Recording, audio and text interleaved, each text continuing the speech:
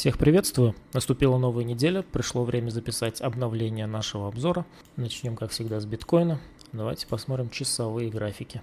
Как мы и рассчитывали, дошли в нашу расчетную зону. Ненужную разметку я удалю, чтобы лишний раз не загромождать график. И давайте посмотрим, что у нас сейчас ожидается. Докуда можно ожидать коррекцию в волне B.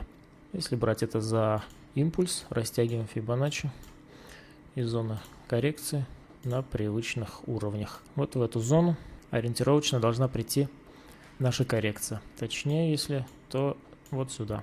Она еще не добила. Пойдем немного повыше и посетим район 50 тысяч. Круглая цифра, расчетная зона, скопление торгов. Давайте посмотрим здесь, какие были у нас торги. Максимальный объем прошел здесь. Здесь ничего такого нету. Вот в эту пустую зону, скорее всего, мы и придем. Это мой основной сценарий, но есть еще один более лонговый сценарий прямо отсюда.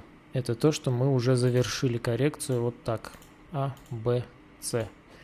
И вот отсюда мы уже можем идти наверх. Заходной, откат и бам-бам-бам туда пошли в пятую волну. Этот вариант также не стоит исключать, и он также может случиться. Имейте это в виду. Я оставлю свой основной сценарий, но предыдущий сценарий, который я нарисовал, тоже держите в голове. Дальше посмотрим эфириум. По эфириуму аналогичная ситуация. Убираем расчетные зоны. Мы до них добили. Лишние линии убираем. И, в принципе, у нас такая же разволновка. Отметим расчетную зону. Она у нас находится вот здесь. То есть мы еще должны в теории повыше сходить для достижения оптимального уровня коррекции. Лонговый сценарий с текущих уровней здесь также актуален. Это вполне может быть заходной. 2, 3, 4, 5 и дальше пойдем. Тоже нужно держать в голове данный сценарий. Но основной мой сценарий то, что мы еще скорректируемся и пойдем еще раз вниз. Если смотреть на 4 часах, здесь лучше видно дивергенцию, снижение объемов. Здесь вот хорошо бы было бы, если бы было повышение объемов, но его нет.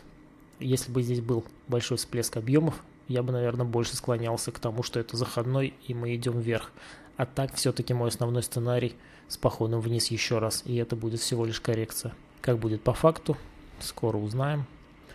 А пока смотрим Ripple.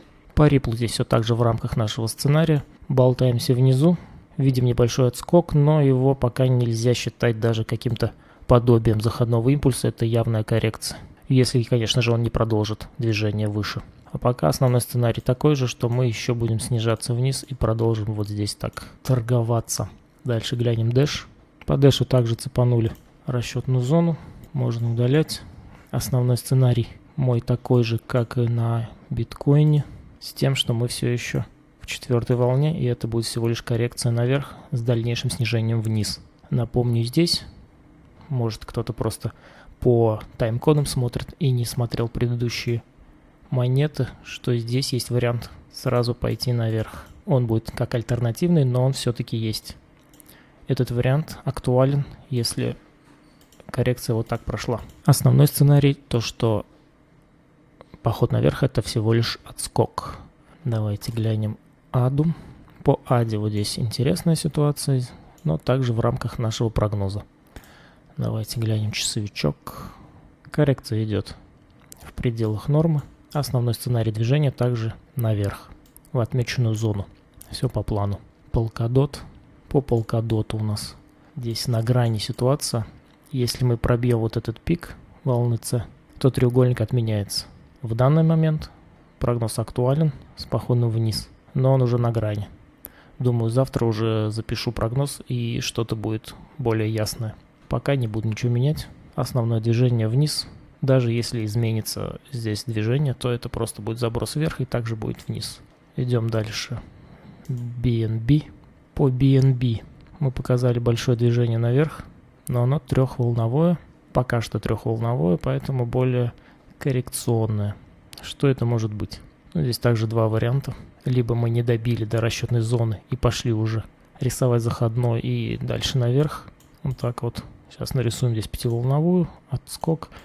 И дальше понесемся наверх покорять вершины. Либо есть еще другой вариант. Я думаю, он будет основным. Это то, что здесь прошло АБЦ. Вот здесь у нас будет АБЦ. И вниз мы пройдем также АБЦ либо пятеркой. Если оставлять вот этот сценарий как основной, то куда мы ждем отскок в этой волне? Ну, расчетная зона здесь, примерно здесь. На пик волны 1, грубо говоря, 1 к 1 к волне А. Вот сюда я ожидаю волну, после чего с большей вероятностью мы пойдем ниже. Но, не стоит забывать, что движение может пойти вот так. 1, 2, 3, 4, 5. Это будет волна 1. Потом скорректируемся и пойдем дальше. Тоже рабочий вариант. К тому же здесь есть объемы. Основной сценарий такой для меня. Сценарий, который я только что показал, тоже держите в голове. Давайте глянем ZEC. Его больше всего просили в комментариях. Был самый залайканный комментарий. Было несколько комментариев с этой монетой. Что же у нас здесь такое? Здесь явно закончился импульс. Также мы находимся в коррекции. Также вот здесь завершился какой-то импульс. Ну, по аналогии с предыдущими монетами, они же все у нас практически одинаково ходят. Поэтому, посмотрев обзор на другие монеты, можете, в принципе, перекидывать это на свои монеты, потому что они 90% монет одинаково ходят. Это вполне может быть А, Б, С. Расчетная зона, куда он может дойти, вот.